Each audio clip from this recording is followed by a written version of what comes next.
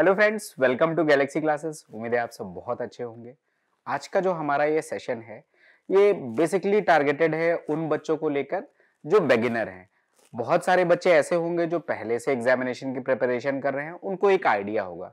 लेकिन जो पहली बार ही दे रहे हैं, बिगिनर कहने से मतलब इस बात का था कि आप पहली बार एग्जामिनेशन दे रहे हो, तो बहुत सारा है कि सिलेबस बहुत सारा है, अभी कवर नहीं हुआ, कैसे करें। थोड़ा सा एक हैफजार्ड वे में उनकी प्रिपरेशन जा रही होती है। तो इस पूरे सेशन का जो हमारा आइडिया है कि आपको एक डिसिप्लिन्ड वे में किस ऑर्डर में आप अपनी तैयारी करें, किस तरीके से आप अपनी तैयारी करें कि आप बहुत अच्छे से अपने सिलेबस को कवर कर सकें और एसएससी सीजीएल टीयर 1 बहुत अच्छे मार्क्स के साथ क्वालिफाई कर पाए। इसके लिए हमने एक 60 डेज का स्ट्रैटेजी प्लान बनाया है। 60 डेज क्यों लिए? क्योंकि आपका एग्जामिनेशन अभी डेट्स नहीं आई है, लेकिन टेंटेटिवली वो शेड्यूल्ड कब है? अप्रैल में। मे बी पॉसिबल है कि वो फर्स्ट वीक में हो, सेकेंड वीक में हो, लेकिन हमारा आइडिया क्या है? हमारा आइडिया ये है कि हम 31st ऑफ मार्च तक पूरा सिलेबस कंप्लीट कर लें, ताकि बचे हुए जितने भी दिन मिले, मे बी 7 डेज 10 डेज जो भी मिले, हम दोबारा से रिवाइज कर सकें, कुछ ना कुछ अपनी प्रिपरेशन में ऐड कर सकें, ताकि हम अपने मार्क्स को कुछ और बेहतर कर सकें। अब इसके लिए करना क्या है? चूंकि हम 60 डेज का स्ट्रैटेजी प्लान की बात कर रहे हैं, दैट मीन्स मेहनत तो करनी पड़ेगी। अब ये बात, इस बात से काम नहीं चलेगा कि हमने 5 घंटे पढ़ लिया और 6 घंटे पढ़ लिया। साल भर से पढ़ रहे होते तो डेफिनेटली ये इजी था, लेकिन अभी अगर 60 डेज में स्ट्रैटेजाइज करना है तो फिर कम से कम 10 घंटे की रेगुलर स्टडीज तो आपको चाहिए। अब इस 10 घंटे को कैसे हमें बांटना है, और थोड़ा सा मैं साइंटिफिकली भी आपको एक चीज पे एड्रेस करूंगा कि इस 10 घंटे में कैसे आप बोरियत भी ना हो, क्योंकि आपको अपना मेंटल स्टेबिलिटी भी बनाए रखना है। तो इन सब बातों में इन सब चीजों पे हम बात कर रहे होंगे। अब आपको पता है कि आपके एग्जामिनेशन में 4 सब्जेक्ट आते हैं। First one is reasoning, second one is general awareness, third one is English and fourth one is mathematics. अब अगर मैं वेटेज की बात करूं, तो अगर पूरे इस एग्जामिनेशन की बात किया जाए तो 250 मार्क्स का वेटेज आता है मैथमेटिक्स का एंड 250 मार्क्स का वेटेज आता है इंग्लिश का। मानी सी बात है, इसके लिए थोड़ा सा ज्यादा समय देना पड़ेगा। लेकिन आप सबको पता है, या जो आपके भैया सेलेक्ट हुए होंगे, आपके सीनियर सेलेक्ट हुए होंगे, जितने भी लोग होंगे, उनमें से 90% ऐसे लोग होंगे जिन्होंने टीयर 1 में बहुत अच्छे मार्क्स लाए होंगे। उसके बाद वो अपनी मनचाही पोस्ट पे सिलेक्ट हुए, क्योंकि हर आदमी का एक सपना होता है। हर आदमी यहाँ से इनकम टैक्स इंस्पेक्टर बनना चाहता है, या मिनिस्ट्री ऑफ एक्सटर्नल अफेयर्स में पोस्टिंग लेके कहीं विदेश जाना चाहता है, या किसी को सीबीआई चाहिए, या किसी को एग्जामिनर चाहिए। जो भी आपकी प्रेफरेंस है या जो भी आपकी चॉइस है, इनमें से कोई भी अगर आपको अपनी ड्रीम जॉब लेनी है तो मार्क्स भी अच्छे लाने पड़ेंगे। और मार्क्स अच्छे लाने पड़ेंगे क्योंकि हमारा एग्जामिनेशन ऐसा है कि यहाँ पर टीयर 1 और टीयर 2 दोनों के मार्क्स ऐड होते हैं। दैट मीन्स टीयर 1 में आपको मार्क्स तो अच्छे स्कोर करने पड़ेंगे। अब क्या होता है कि जब बच्चा तैयारी करता है तो वो बहुत ज्यादा फोकस्ड होता है मैथमेटिक्स की तैयारी को लेकर, इंग्लिश की तैयारी को लेकर, और इस प्रिपरेशन में वो कहीं ना कहीं जीएस को उतना टाइम नहीं देता या फिर रीजनिंग को उतना टाइम नहीं देता, और ये गलती है। अगर आपको टीयर 1 में अच्छा स्कोर करना है तो इन दोनों सेक्शन को भी आपको इक्वली वेटेज देना पड़ेगा और इसमें थोड़ा सा आपको मेहनत करनी पड़ेगी। तो सबसे पहले जो माना जाता है कि इस पूरे एग्जामिनेशन का जो सबसे इजी सेक्शन है वो रीजनिंग है, लेकिन ये एग्जैक्ट सत्य नहीं है। मींस क्या हुआ? जब से टीसीएस ने एग्जामिनेशन लेना स्टार्ट किया, रीजनिंग सेक्शन में थोड़े से चेंजेस आए हैं। पेपर पहले की अपेक्षा थोड़ा सा लेंदी भी हुआ है और थोड़ा सा ट्रिकी भी हुआ है। लेकिन ये अभी भी ऐसा नहीं है कि इसमें पूरे में से पूरे मार्क्स नहीं लाए जा सकते। टारगेट क्या होना चाहिए कि मिनिमम मार्क्स आपका आउट ऑफ 50 45 प्लस मार्क्स तो होना ही होना चाहिए। 50 आ जाते हैं, वेल एंड गुड। इसके लिए डेली आपको 1 घंटा पढ़ना है। अब कैसे पढ़ना है इसके बारे में अभी मैं बात करूंगा। सेकंड सेक्शन जो हमारा है दैट इज इंग्लिश। इंग्लिश के लिए जो टाइम स्लॉट हमने डिवाइड किया है वो कितना है? 2.5 आवर्स। इंग्लिश में आपके क्या आ रहे होते हैं? 3 सेक्शन में आपका पूरा पेपर डिवाइड होता है। कौन से 3 सेक्शन? 25 क्वेश्चन आते हैं। आप कभी भी पेपर उठा के देख लीजिए, 10 क्वेश्चंस तो सीधा सीधा वोकैब से आ रहे होते हैं। सेकेंड पार्ट जो आता है आपका रीडिंग स्किल पे बेस्ड आता है। दैट मींस वो क्लोज टेस्ट आता है या फिर वो रीडिंग कॉम्प्रिहेंशन आता है, और एक आध क्वेश्चन पैरा जंबल का भी आता है जो कि आपकी रीडिंग स्किल पे ही बेस्ड है। And third part that means 10 question आपके किस पे आ रहे होते हैं?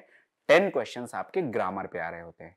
तो 3 पार्ट है, तो इस 2.5 घंटे को इन 3 पार्ट में हम बांटेंगे। कैसे बांटेंगे अभी मैं बात करूंगा एक एक सेक्शन पे। थर्ड पार्ट जो आपका आता है दैट इज जनरल अवेयरनेस। इसको लेकर बच्चों में एक बहुत बड़ा डाउट है कि जनरल अवेयरनेस कैसे करें। तो देखो, सबसे पहले कोई भी लड़ाई लड़ने जाओ, जब तक दुश्मन के बारे में अगर आपको सही से पता है तो आप आधी लड़ाई अपनी स्ट्रैटेजी से जीत सकते हो। सेम चीज जनरल अवेयरनेस, ज्यादा पढ़ के कम अगर आप लेके आ रहे हो तो दिक्कत है। तो स्ट्रैटेजाइज करिए, स्मार्ट स्टडी करिए। मतलब क्या है, अगर आप रिसेंटली पेपर्स को देखोगे तो आप एक चीज पाओगे कि 25 क्वेश्चन में 5-6 क्वेश्चन मिनिमम है जो करंट अफेयर से आते हैं, इससे ज्यादा भी आए हैं, लेकिन अगर मैं एवरेज की बात करूं तो लगभग 6 क्वेश्चन तो आ ही जाता है। दैट मीन्स लगभग लगभग 25% का वेटेज करंट अफेयर्स का है, और इसके लिए कुछ अलग से नहीं करना है। सेकेंड पार्ट आपका क्या आता है, सेकेंड पार्ट जैसे यहां पर अगर मैं बात करूं तो स्टैटिक के 3 से 4 क्वेश्चन आते हैं, स्टैटिक जीके के, जहां पर आपके पास कुछ फिक्स्ड डेटा है, उनको आप पढ़ लोगे, आपके क्वेश्चन फंस ही जाएंगे, तो आप उनको भी डेली कवर कर सकते हैं। थर्ड पार्ट आपका क्या है कि आप देखो वेटेज किस सब्जेक्ट का ज्यादा है। जैसे अगर आइडियली देखा जाए तो साइंस का वेटेज हमेशा से लगभग हर वनडे एग्जामिनेशन में ज्यादा रहा है, एसएससी में तो रहा ही है। लगभग लगभग आप देखो तो 6 to 8 क्वेश्चन साइंस से आ ही जाते हैं। अगेन मतलब अगर 6 क्वेश्चन आ रहे हैं लगभग लगभग 25%, अगर 8 क्वेश्चन आप मान लो तो लगभग लगभग 33% के आसपास एक सेक्शन है जहां से क्वेश्चन आते हैं। तो इसको हम प्रायोरिटाइज करेंगे। फिर आगे आगे हम एक 60 डेज का पूरा एक स्ट्रेटेजी और एक स्ट्रक्चर भी आपको बताएंगे कि आपको कौन सा सब्जेक्ट कब पढ़ना चाहिए।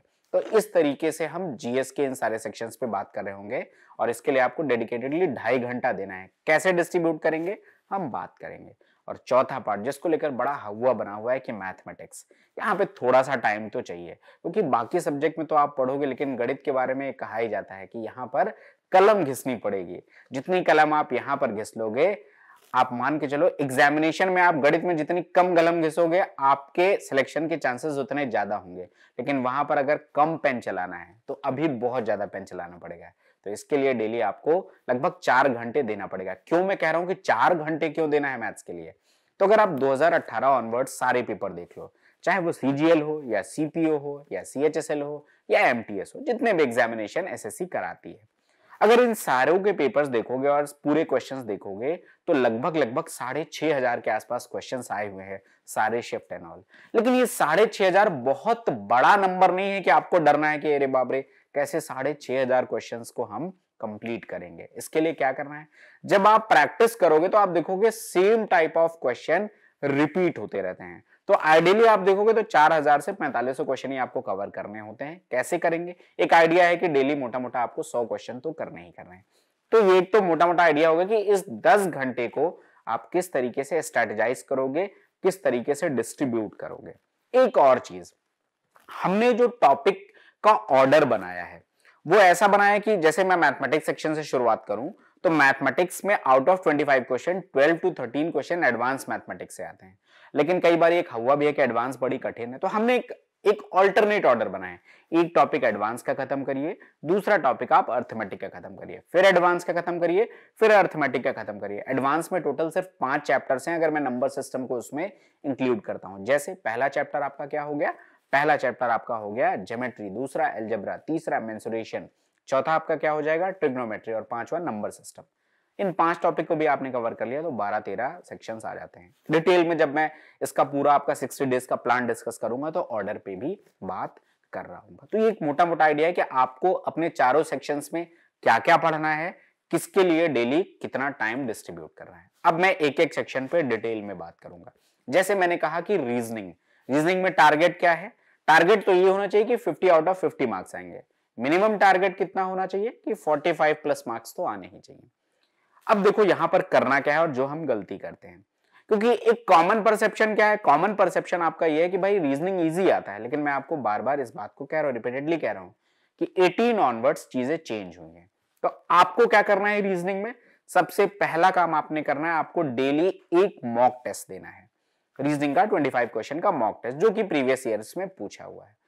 अब आपको क्या करना है, उस मॉक टेस्ट को आपको टाइमर के साथ सॉल्व करना है। दैट मींस 15 मिनट्स का आप टाइमर लगाओ, और आप अपने साथ जरूर ईमानदार रहिएगा। अक्सर बच्चे जब घर में अपने कंफर्ट जोन में टेस्ट देते हैं तो 15 मिनट में वो जितने भी क्वेश्चन कर पाए, फिर सोचते हैं यार मुझे क्वेश्चंस आ रहे हैं और मैं आगे कर लेता हूं।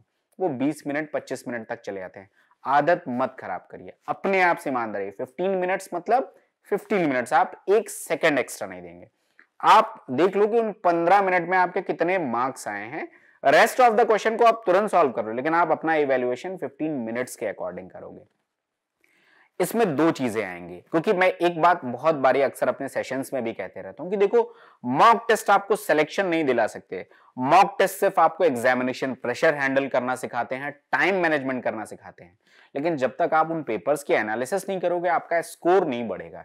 स्कोर बढ़ाने के लिए एनालिसिस करना पड़ेगा। तो आपने 15 मिनट्स में टेस्ट दिया। टेस्ट देने के बाद आपसे अगर कुछ क्वेश्चन छूट गए हैं, आप उनको कर लो, देख लो आपसे कितने क्वेश्चन आ गए, कितने नहीं आए। जो क्वेश्चन नहीं आए हैं उनको आप सोल्यूशन खुद से करने की कोशिश करिए या फिर सोल्यूशन देख लीजिए, और इंश्योर करिए कि दोबारा अगर ऐसा क्वेश्चन एग्जामिनेशन में आ गया, दूसरे मॉक टेस्ट में आया, तो आप उसको सही कर रहे होंगे। ये काम आपको कितने 30 मिनट्स में फिनिश करना है। रेस्ट 30 मिनट्स में जब आप 3-4 मॉक टेस्ट दे चुके होंगे, 5 मॉक टेस्ट दे चुके होंगे, या अगर आप पहले से दे रहे हो, तो आपको अपने वीकर सेक्शंस पता होंगे। जैसे आपने मॉक टेस्ट दिए 4-5, और हो सकता है कि आपसे सिलॉक्स के क्वेश्चन कई बारी गलत हो रहे हो सकता है आपसे कैलेंडर के क्वेश्चंस गलत हो रहे हैं, हो सकता है कि आपसे काउंटिंग ऑफ फिगर्स के क्वेश्चन गलत हो रहे हो, या कोई भी चैप्टर। तो जो चैप्टर आपका वीक है, जिसपे आप अच्छा स्कोर नहीं कर पा रहे हो, आपको क्या करना है, उस चैप्टर को डेडिकेटेडली कोई भी स्टैंडर्ड बुक जिसमें प्रीवियस ईयर क्वेश्चंस हो, कुछ स्टैंडर्ड क्वेश्चंस हो, आप वहां से जाके कवर करो। यहां पर हम आपकी कैसे हेल्प कर सकते हैं? अगर आपको लग रहा है कि आपका किसी चैप्टर में बहुत ज्यादा दिक्कत आ रही है, तो हमारे बहुत सारे लाइव सेशंस ऑलरेडी चल रहे हैं। आप इस वीडियो के भी कमेंट सेक्शन में हमें बता सकते हो। जो भी आप चैप्टर कहोगे, हम कोशिश करेंगे कि उस चैप्टर की स्पेशल क्लासेस भी हम आपको प्रोवाइड करा दें, ताकि आपकी हेल्प हो जाए और आप डेफिनेटली उसमें इंश्योर करो कि आपके दोबारा क्वेश्चंस गलत नहीं होने चाहिए। तो डेली आपको 1 घंटा करना है। मैंने बताया कि 15 मिनट्स आपको टेस्ट देना है, 15 मिनट्स में टेस्ट की एनालिसिस करनी है, हाफ एन आवर में आपको एक टॉपिक कंप्लीट करना है। इनिशियली आपको अपने वीकर टॉपिक्स को कवर करना है। तो ये पार्ट हो गया। इस तरीके से आप करते जाओगे तो अगर 60 डेज में आपने 60 मॉक टेस्ट सॉल्व कर लिए, अपनी गलतियों पे काम कर लिया, अपने चैप्टर्स पे काम कर लिया, तो यकीन जानिए, और हमेशा एक चीज याद रखिए, पेपर देते टाइम ईगो पे कभी क्वेश्चन नहीं लेना चाहिए कि आपको सीरीज बहुत अच्छे से आ रही है, लेकिन वहां हो सकता है आपसे ना आए, तो जस्ट लीव इट। एक क्वेश्चन ही है, कोई दिक्कत नहीं, उसके लिए 3 मिनट खराब करने की जरूरत नहीं है, लीव इट। तो मिनिमम 45 मार्क्स, और 50 में 50 आ जाए तो फिर क्या ही कहना है, बहुत अच्छा है। इस तरीके से आप करोगे, आप डेफिनेटली इस स्टेज पे आ जाओगे कि आप मैक्सिमम स्कोर यहां पर ऑप्ट कर पा रहे होगे।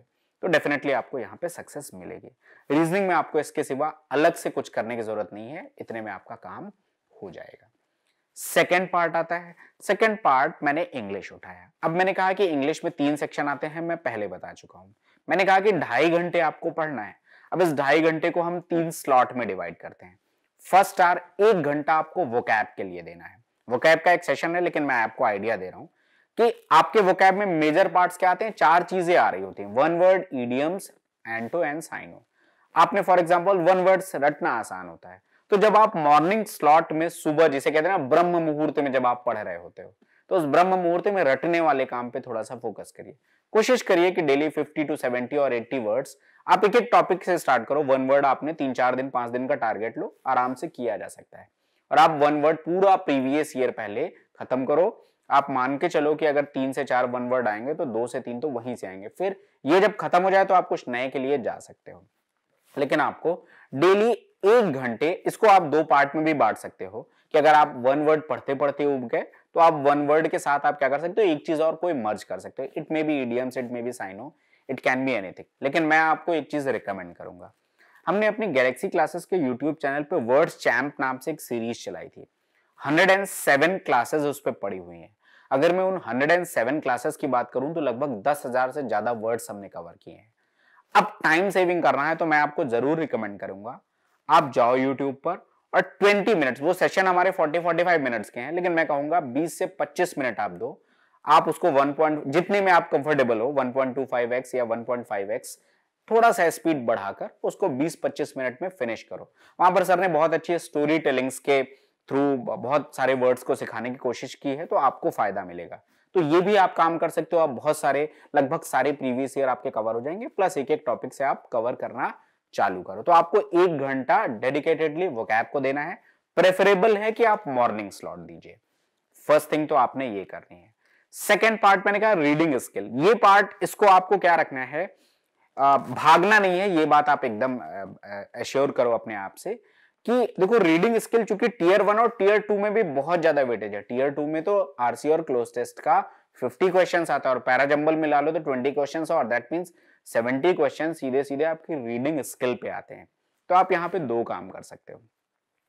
अगर आप न्यूज़पेपर पढ़ सकते हो, लेकिन ऐसा न्यूज़पेपर का मतलब ये मत सोचना कि लगे हिंदू पढ़ने, बिल्कुल मत पढ़ना। एसएससी इतनी कठिन नहीं आती।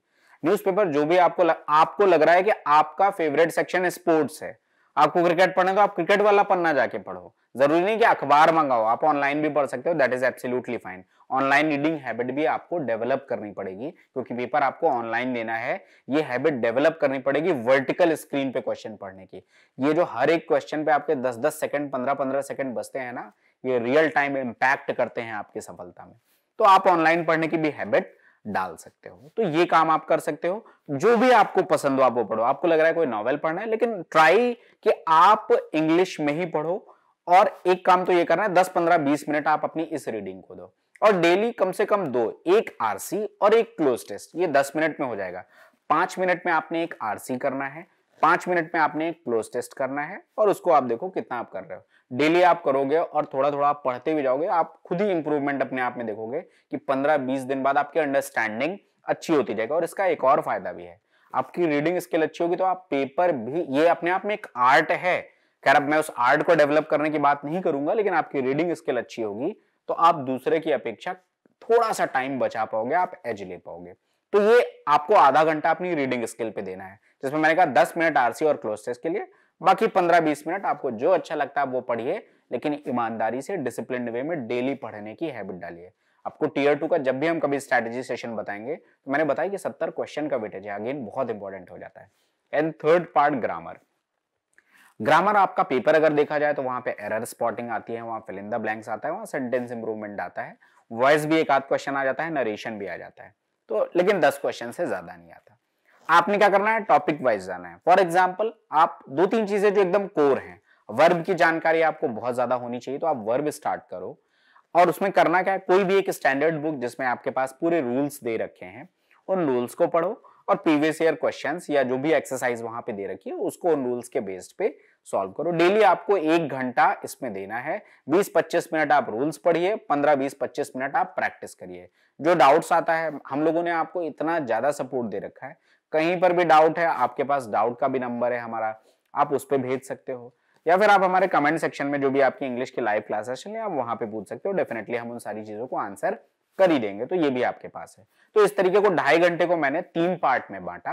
First one is vocab, second one is आपका क्या है, सेकंड पार्ट जो आपका वो reading skill, and third part is grammar. तो इस तरीके से आप टोटल इंग्लिश को कवर कर सकते हो। नेक्स्ट पार्ट में आता हूं जनरल अवेयरनेस, जिसको लेकर बहुत ज्यादा पेन है। हमारा एक स्पेशल वीडियो भी पड़ा हुआ है, आप जरूर देख सकते हो। इस वीडियो के डिस्क्रिप्शन में भी आपको मिल जाएगा कि जीएस को कैसे पढ़े। वहां पर हमने बहुत साइंटिफिकली बताया हुआ है कहां पर क्या प्रायोरिटी होनी चाहिए, बट अभी मैं कवर कर रहा हूं। तो देखो अब इसमें क्या है कि 25 क्वेश्चंस में आपको एक बात पता है कि लगभग पिछले 2-3 सालों में क्या हुआ है, 5 to 6, 7, 8 क्वेश्चंस तक करंट अफेयर से आते हैं। एवरेज लूं तो 6+ क्वेश्चंस तो आ ही जाते हैं।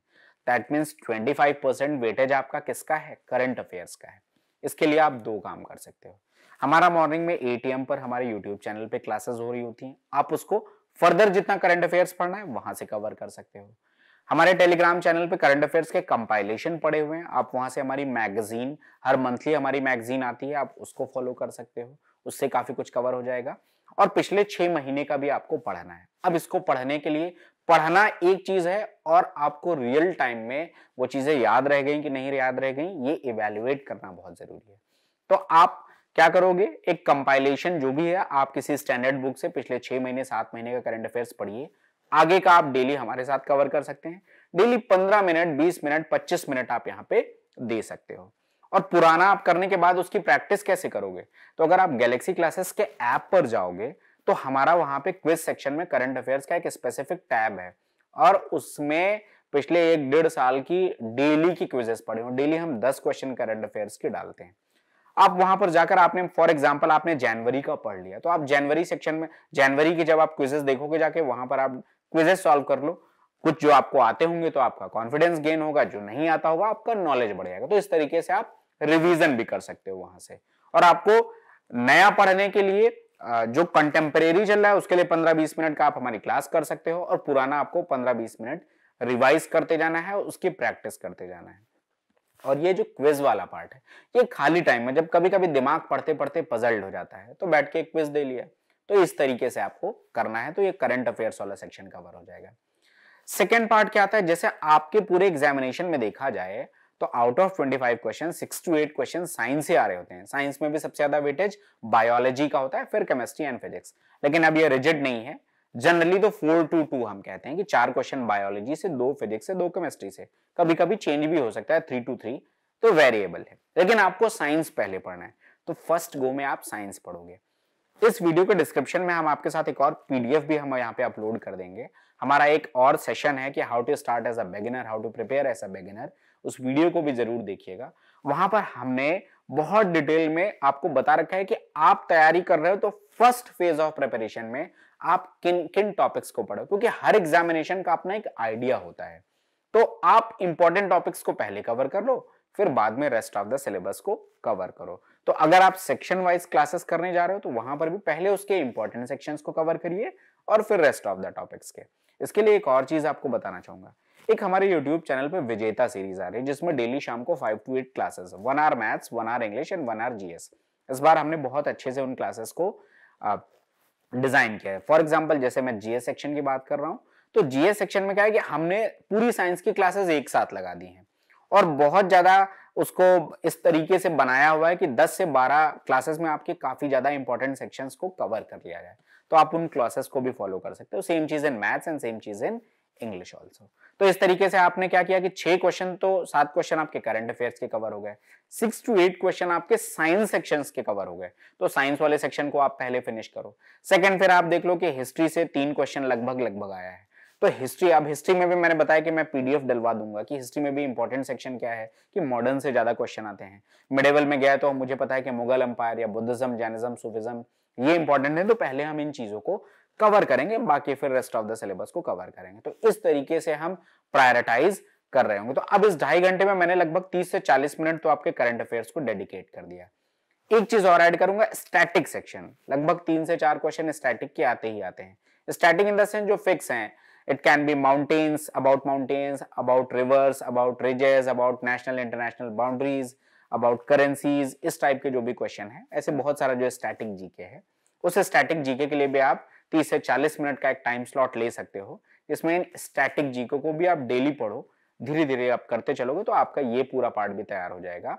लगभग आपका 1.5 घंटे निकल कर, और 1 घंटे में आप अपना, जैसे मैंने कहा साइंस से स्टार्ट करिए, तो आप 1 घंटे साइंस वाला सेक्शन आप कवर करो। हर जगह आपको यहां पर एक बात क्लियर रखना है कि आपको एग्जामिनेशन निकालना है, साइंटिस्ट नहीं बनना। तो बहुत ज्यादा मतलब आपको नॉलेज लेना है, आप एग्जामिनेशन के बाद लीजिए, लेकिन अभी यहां पर हम एग्जाम ओरिएंटेड होके उन टॉपिक्स को पढ़ रहे होंगे। आई होप ये बात क्लियर हो गई होगी। तो इस तरीके से लगभग 2.5 घंटे हम जीएस में इस तरीके से दे रहे होंगे। एंड लास्ट सेक्शन मैथ्स, और इसके लिए हमने 4 घंटे अलग से आपको दिए हुए हैं। अब इस 4 घंटे को आप ऐसा कर सकते हो, जरूरी नहीं कि सिंगल गो में आप 4 घंटे पढ़ो। ऐसा हो सकता है कि आप 2 घंटे पढ़ो, 2 घंटे के बाद आपने कोई और सब्जेक्ट उठा लिया मूड रिफ्रेश करने के लिए, मे बी आप करंट अफेयर्स पढ़ सकते हो, या जैसे मैंने इंग्लिश में कहा कि रीडिंग स्किल वाला पार्ट कर सकते हो, या एक मॉक उठा के दे सकते हो, जो भी है, और नेक्स्ट 2 घंटे का स्लॉट आप एक और ले लीजिए। अब अगर मैं 2018 ऑनवर्ड्स पेपर्स की बात करूं, तो चाहे सीजीएल हो, सीएचएसएल हो, सीपीओ हो, एमटीएस हो, इनके अगर सारे शिफ्ट्स के मैं सारे पेपर्स को कंपाइल करूं तो लगभग 6,500 से 7,000 क्वेश्चन इसमें पूछे गए हैं 2021 तक, 2021 के लास्ट तक। अब लेकिन आपको परेशानी हो ना कि इतने ज्यादा क्वेश्चन हम कैसे कवर करेंगे। एक ट्रेंड होता है हर साल के पेपर में, आप देखोगे कि कोई अगर नया टाइप पूछा गया तो फिर वो कम से कम 6-7 शिफ्ट्स में पूछा जाता है। तो आपने 1-2 बार 3 बार वो क्वेश्चन कर लिया, आपको कॉन्फिडेंस आ गया कि हाँ हो गया, तो फिर आप आगे उसको स्किप कर सकते हो। तो अगर आइडियली देखा जाए कि कितने अलग टाइप ऑफ क्वेश्चन करने हैं, तो वो 4,000 4,500 क्वेश्चन ही आपको करने हैं। टाइम कितना है आपके पास? 60 डेज। तो अगर मुझे पूरे क्वेश्चंस भी करना है और मैं अगर एक दिन में 100 क्वेश्चन कर रहा हूं, तो बड़े आराम से 6,000 प्लस क्वेश्चंस मैं कर सकता हूं। 6,000 तो मैंने डायरेक्ट कहा, क्योंकि अभी इसमें हम मॉक को भी इंक्लूड करेंगे, तो बहुत आराम से किया जा सकता है। अब ये इस पूरे 100 क्वेश्चन का अगर आइडियल मैं मान रहा हूं, और मैंने कहा कि आप अलग से कुछ मत करिए, 2018 ऑनवर्ड्स के ही सारे पेपर करिए, आपका टियर 1 बहुत अच्छे मार्क्स के साथ निकल जाएगा। अब इनमें मैंने आपको शुरुआत में बताया कि हम ऑल्टरनेट वे में चैप्टर्स को पढ़ रहे होंगे। कैसे? तो इसके लिए मैंने एक 60 डेज का एक पूरा एक प्लान बनाया है आपके लिए कि 60 दिनों में आप डेली, मैंने ये तो बता दिया कि डेली आपको किस सब्जेक्ट के लिए कितने आवर्स देने हैं, लेकिन आप कहां से स्टार्ट करो, आइडियल क्या होना चाहिए, और ये हमने बहुत ज्यादा रिसर्च करके बनाया हुआ है। रिसर्च कहां से किया? एक तो हमारा अपना एक्सपीरियंस, हमें पढ़ाते हुए बहुत टाइम हो गया। इसके सिवा वो बच्चे जो ऑलरेडी एग्जामिनेशन में अलग अलग बैकग्राउंड के सेलेक्ट हुए हैं, मतलब ऐसा मिथ अपने दिमाग में बिल्कुल भी मत रखिएगा कि वो बीटेक है तो ही वो सिलेक्ट होगा, वो साइंस बैकग्राउंड का है तो ही वो सिलेक्ट होगा। यहाँ पर हमारे पास मल्टीपल ऐसे एग्जाम्पल्स हैं जिन बच्चों ने बीए किया और उन्होंने टॉप 50 में रैंक लेके आए। आप कभी चाहोगे तो हम उनसे उनका सेशंस भी करवा सकते हैं। तो ऐसे बच्चे हैं, तो किसी भी बैकग्राउंड का बच्चा अगर डेडिकेटेड स्टडी कर रहा है तो डेफिनेटली सिलेक्शन ले सकता है।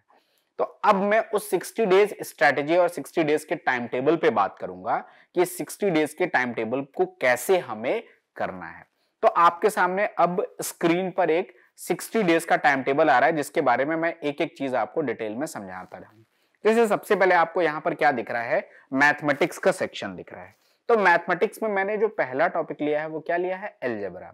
हमने क्या किया है कि देखो, मैथमेटिक्स में आपका, मैंने पहले भी बताया कि एडवांस मैथमेटिक्स का 50% से ज्यादा वेटेज है, लगभग 55% आप कह सकते हो, और 5 चैप्टर, तो वो हमारे लिए मैंडेटरी है। अलजेब्रा हमने पहले क्यों रखा? क्योंकि अलजेब्रा अपने आप में एक चैप्टर है, सर्ट्स एंड इंडिसेस भी इसी में आ जाता है, कुछ हद तक सिंप्लीफिकेशन के कुछ क्वेश्चंस भी यहां पर आ जाते हैं। तो ओवरऑल टेक ठीक ठाक वेटेज 3 4 5 क्वेश्चंस का, अगर इस तीनों यूनिट्स को मैं मिला दूं तो ये चैप्टर बनाता है, तो इसलिए हमने अलजेब्रा को पहले रखा। प्लस अक्सर हम लोग सोचते हैं कि अलजेब्रा और ट्रिगो तो अलग अलग है, बिल्कुल अलग है, लेकिन कुछ बेसिक चीजें ऐसी हैं जो कि दोनों में सिमिलर हैं, जो आइडेंटिटीज पे बेस्ड है। जैसे आपने बहुत सारे ऐसे क्वेश्चन पढ़ रखे होंगे कि x + 1/x = 2 के है तो x का वैल्यू 1 होता है, बड़ा कॉमन सा क्वेश्चन है। लेकिन यही क्वेश्चन ट्रिगो में भी पूछा जाता है कि tan थीटा + cot थीटा = 2 है, तो tan⁵ थीटा + cot⁵ थीटा। कहने के लिए ट्रिगो का क्वेश्चन जरूर है, लेकिन इसका बेस कहां से है? अलजेब्रा से, कि अगर कोई नंबर और उसका रेसिप्रोकल ऐड किया जा रहा है तो फिर वो वैल्यू 1 के बराबर होगी, तो आपको हेल्प मिलती है वहां पर। तो सबसे पहला टॉपिक आपने क्या स्टार्ट करना है? अलजेब्रा। अब जैसे आपके सामने आ रहा है कि डे 1, तो आपने अलजेब्रा, टारगेट क्या है? लगभग 100 क्वेश्चंस आपने करने हैं अलजेब्रा के डे 1 में 4 घंटे में। नेक्स्ट पार्ट मैंने लिखा जीके बायोलॉजी। तो जीके बायोलॉजी, अब यहां पर 2.5 घंटे का स्लॉट मैंने दिया था, तो आपको करंट अफेयर्स का 20 मिनट आपको लगभग देना है, जो कंटेम्परेरी करंट, मतलब जो अभी आप जब भी ये वीडियो देख रहे हो और आगे का डेली आपको देखना है। प्लस जो पुराना छूटा हुआ है 6 महीने 7 महीने का, 15-20 मिनट आप उसको दीजिए। स्टैटिक जीके के लिए 15-20-25 मिनट आप दे सकते हो। रेस्ट ऑफ द पार्ट में सबसे पहले बायोलॉजी के इंपॉर्टेंट सेक्शन आप कवर करोगे, और 2.5 घंटे का आपको ये स्लॉट, इसको 2-3 पार्ट में आप बांट सकते हो। मॉर्निंग में आपने करंट अफेयर्स और पुराना करंट अफेयर्स कर लिया, बीच में जब थोड़ा सा मूड फ्रेश हुआ आपने स्टैटिक जीके कुछ रट लिया, और फिर एक टाइम पे आपने फिर बायोलॉजी पढ़ना स्टार्ट किया। थर्ड सेक्शन जैसे रीजनिंग में हमने कोडिंग डिकोडिंग उठाया। तो आप कोडिंग डिकोडिंग क्या करना है? मैंने आपको 1 घंटे का स्लॉट दिया और उसमें ये कहा कि आप ये पार्ट करो। इसको हमने तो पूरे सिलेबस को चूंकि कवर किया है, आप क्या कर सकते हो? आप अपने वीकर सेक्शन से भी स्टार्ट कर सकते हो। अगर लग रहा है कि सारे पर आपका बराबर होल्ड है, तो आप प्रैक्टिस के लिए आपने मॉक दिया, साथ के साथ जो भी प्रीवियस ईयर की आपके पास कोई बुक है वहां से चैप्टर वाइज आपने उसके क्वेश्चन सॉल्व करने। यहाँ पर बहुत ज्यादा कॉन्सेप्चुअल नीड नहीं है कुछ चैप्टर्स को छोड़ के, तो आप 1 घंटे में उस पार्ट को कवर करिए। एंड लास्ट पार्ट इंग्लिश को हमने यहाँ पर, जैसे हमने क्या लिखा हुआ है आपको दिख रहा है, OWS प्लस वर्ब बेसिक, मतलब वन वर्ड सब्स्टिट्यूशन वोकैब वाला सेक्शन। वेरिएबल है, हम आइडियल बता रहे हैं, आप चाहो तो 1 घंटा पूरा वन वर्ड सब्स्टिट्यूशन में आप ठीक ठाक वर्ड्स जो प्रीवियस ईयर्स में आए हैं आप उनको कवर कर सकते हो। साथ के साथ आप वर्ब का बेसिक सेक्शन कवर कर सकते हो, और उस पर कुछ कुछ क्वेश्चंस आपने कर लिए। जब आप सेकेंड डे गए, अब एक चीज मैं आपको और ऐड करूंगा। मेरे टीचर थे, वो मुझसे कहा करते थे कि यार तुमने दिन भर में कुछ भी पढ़ा, ये एक चीज है, सोते टाइम जब आंख बंद करो तो एक बार खुद जरा रिकॉल करने की कोशिश करो कि जो मैंने पढ़ा है मुझे याद है कि नहीं। ये 10 मिनट का काम है, और इतना याद करोगे नींद भी बड़ी अच्छी आएगी। जितना याद है बस वही आपका अपना है। अगर कुछ छूटा हुआ तो सुबह एक बार 5-10 मिनट में देख लोगे, काम हो जाएगा। जैसे नेक्स्ट डे गए, तो नेक्स्ट डे फिर अगेन डे 2 में आपने अलजेब्रा 3, जैसे हमने कहा कि डेली 100 क्वेश्चन, और हमने अलजेब्रा को 4 दिन दे रखा है, मतलब 400 क्वेश्चन। यकीन जानिए आपने 400 क्वेश्चन कर लिए, इसके बाहर आपके एग्जामिनेशन में क्वेश्चन नहीं आएगा। आप डेफिनेटली इन आराम से एग्जामिनेशन के क्वेश्चन निकाल पाओगे। तो आपने अलजेब्रा के 100 क्वेश्चन किए, टाइम स्लॉट पे हम बात कर चुके हैं। बायोलॉजी आपने अगेन किया, उसको फिनिश करिए, टाइम स्लॉट पे हम बात कर चुके हैं। कोडिंग डिकोडिंग यहाँ पर फिनिश किया, 2 दिन बहुत होता है, बहुत सारे क्वेश्चन इसके आए हुए हैं, तो आप यहाँ पर इसको आराम से फिनिश करिए प्रीवियस ईयर चैप्टर वाइज से।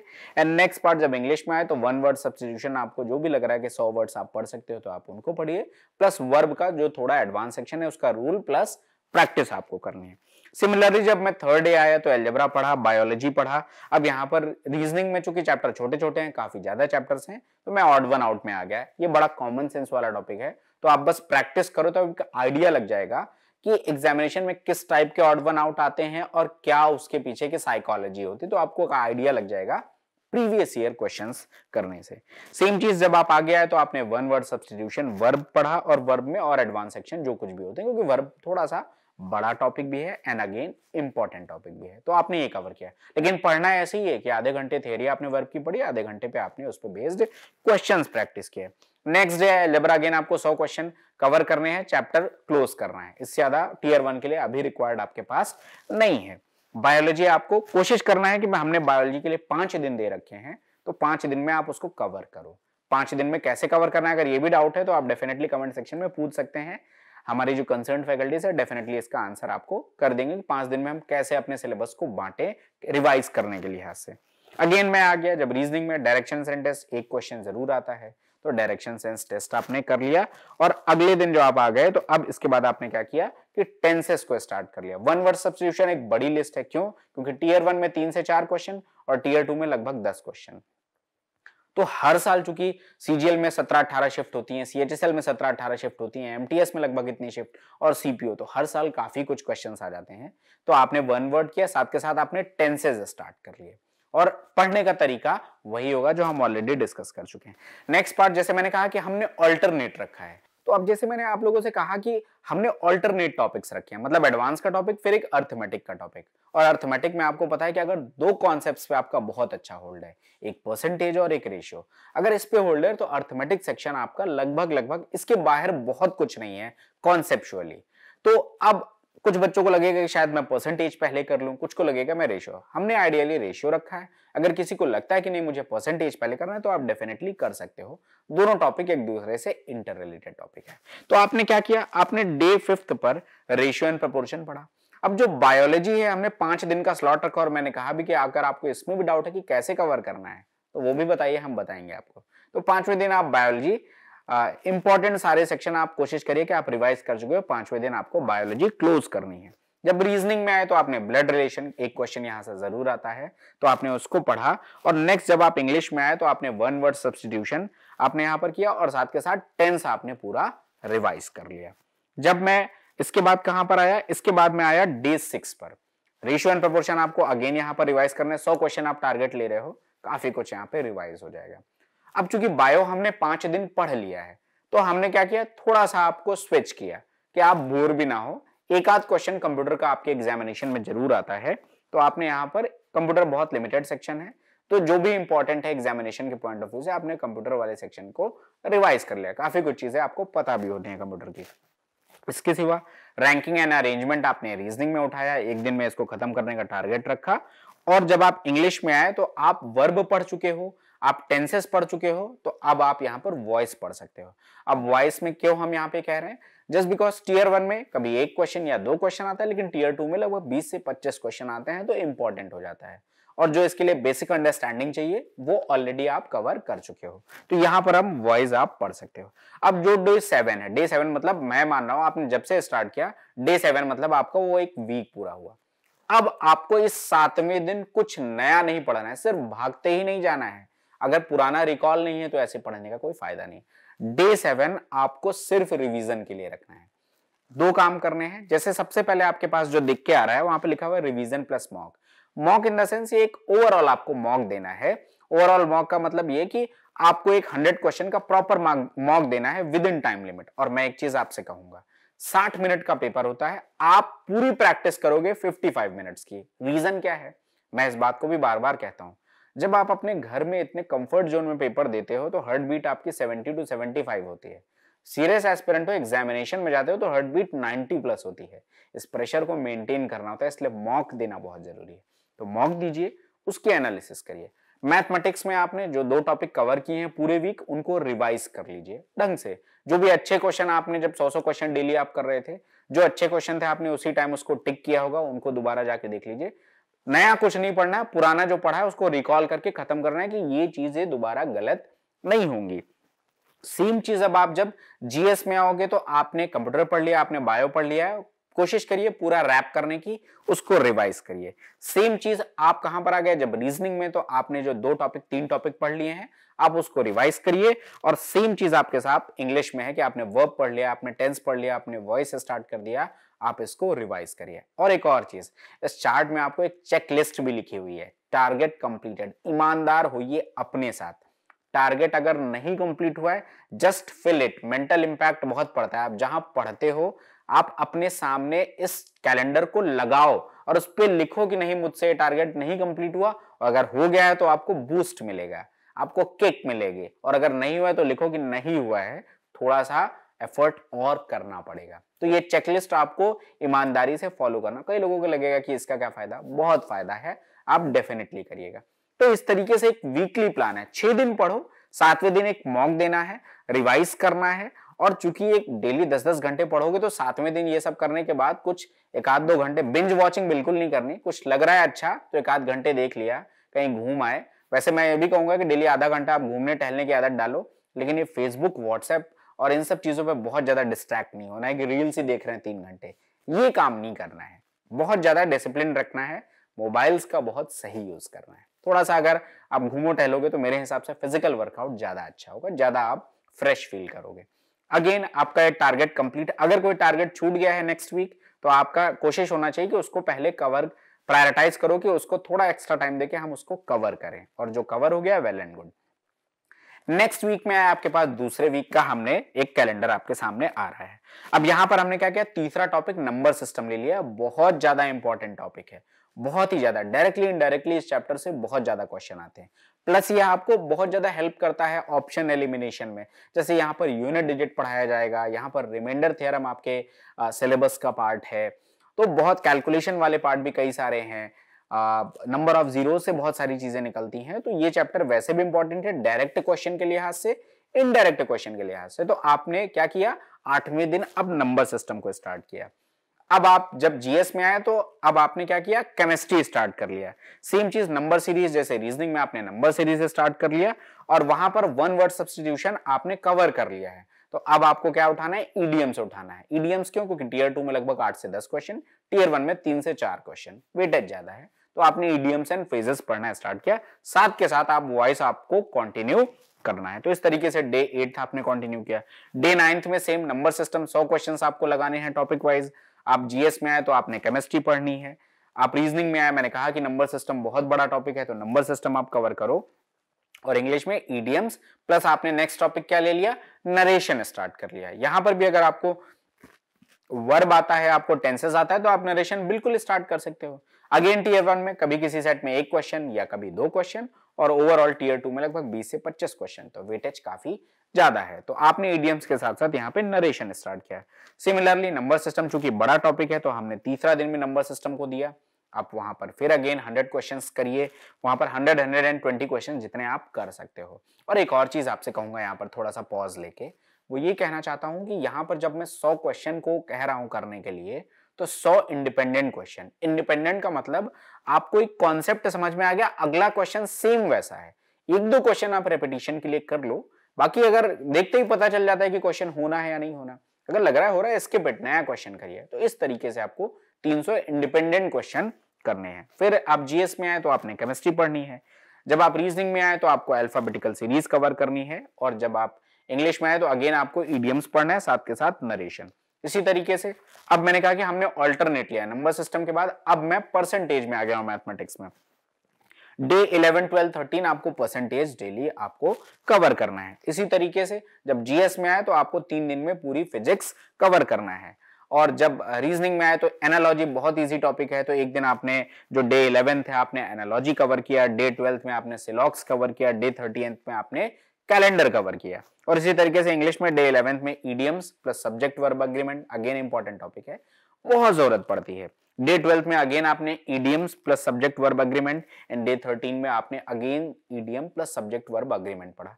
हमने टॉपिक के इंपॉर्टेंस के अकॉर्डिंगली टॉपिक को प्रायोरिटाइज किया है।